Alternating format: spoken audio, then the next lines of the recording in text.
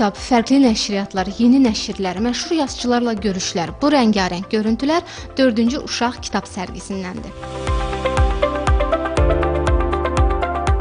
Mən bu kitabı bəyəndim, ona görə aldım. Həyat davam edir. Bu cür sərgilərin keçirilməsi xoşunuza gəlir? Bəli, belə sərgilər keçiləndə həmişə iştirak etməyə çalışıram. Sərgi sənin xoşuna gəldimi? Nə kitab almısan? 11 yaşım var, sərgi çox xoşuma gəldi. Dünya vətəndən başlayır, İradə Qədirova. 6 nömrəli liseydən gəlmişik bura, öz sinifimdən gəlmişəm. Şagirdlər çox məmnundular. Sərgi çox gözəl təşkil olunub, sərgəli formadadır. Uşaqların maraq dairəsinə uyğun kitablar sərgilənir. Mən də öz sinifimdə istifadə etmək üçün testlər toplu salmışam ki, uşaqlar üçün istifadə edeyim.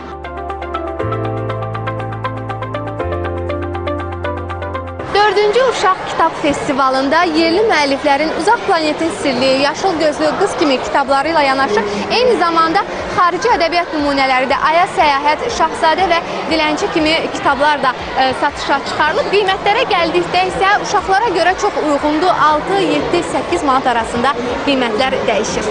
Mövzu və janr baxımından da kitab festivalı zəngindir. Belə ki, burada uşaqlarla yanaşı böyüklərin də oxuya biləcəyi kitablar var. Çox iki kitabımız futbolla, idmanla maraqlananlar üçün Ronaldo, Messi, ulduzların kitablarıdır. Digərlər Türkiyə yazarlarından uşaq ədəbiyyatıdır ki, onların tərcüməsini eləmişik. Fantastik macəra kitabları daha çox diqqətlərini çəkir uşaqlar.